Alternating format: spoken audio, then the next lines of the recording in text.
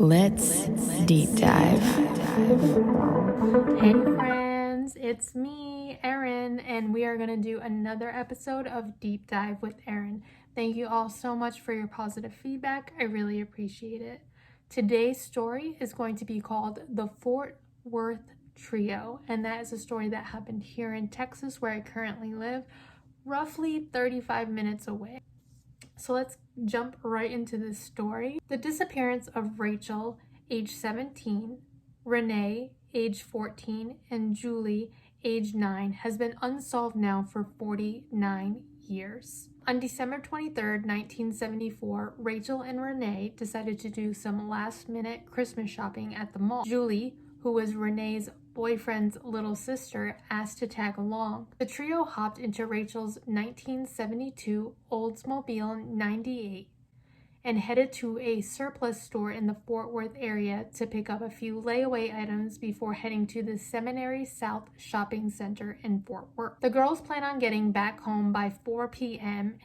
so Renee could get ready to head to a Christmas party with her boyfriend Terry, who had just given her a promise ring as an early Christmas present. As the hours went by and no word from the girls, their families began to worry. They headed to the mall to see if they could find them. They found Rachel's car parked in the upper level of the Sears parking lot. However, the girls were not around.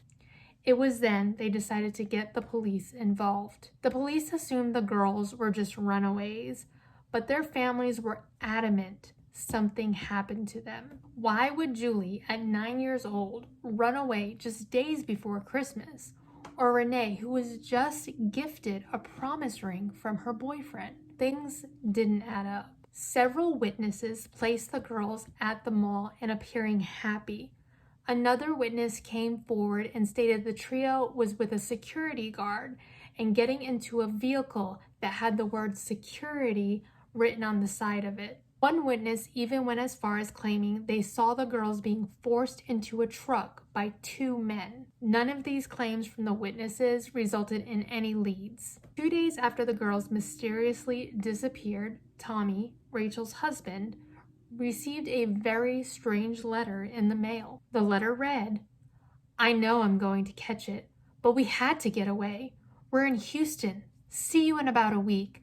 The car is in the Sears upper parking lot. Love, Rachel." The letter was suspicious to the family.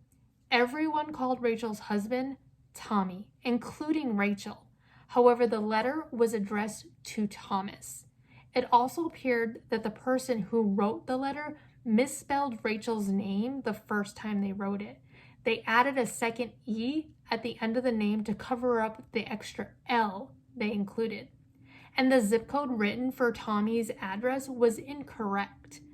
They had mistakenly put the zip code for Weatherford, Texas. Over the past 49 years, police have had handwriting experts look at the letter, but all results came back inconclusive. Over the years, each family has hired private investigators to look into the case, each one coming up with dead ends or crazy accusation. One investigator claimed that Rachel's sister Deborah, who happened to be Rachel's husband's ex-fiance and was currently living with Rachel and Tommy, had something to do with the disappearance of the girls. The PI alleged that there was a physical altercation between the three at a bowling alley the day before the girls went missing. Deborah claims that this never happened and she did not hold any ill will towards Tommy or Rachel. Tommy and Deborah have claimed through the years that they were not involved in the girls' disappearance.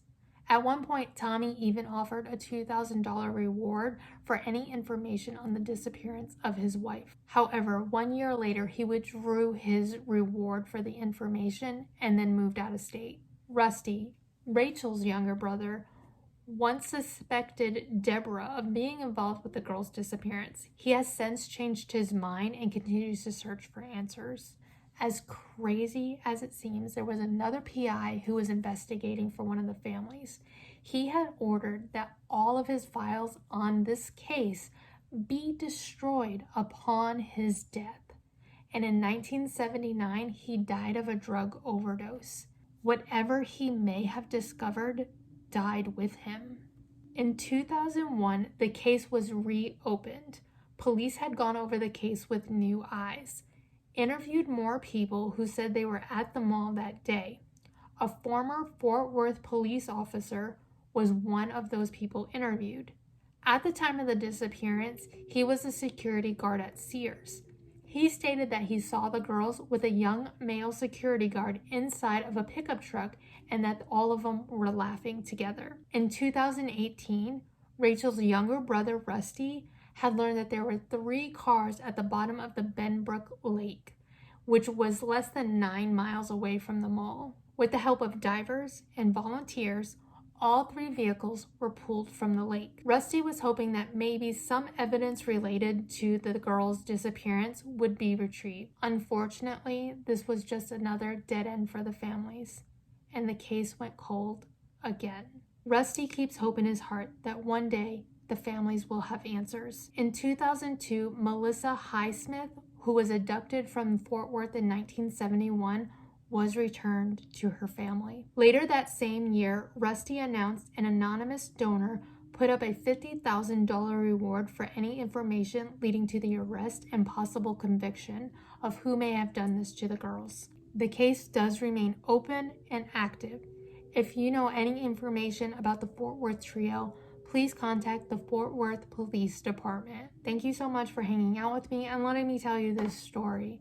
Again, I only do these stories to help bring awareness to the situations and in hopes that one day these mysteries can be solved. Until next time, bye!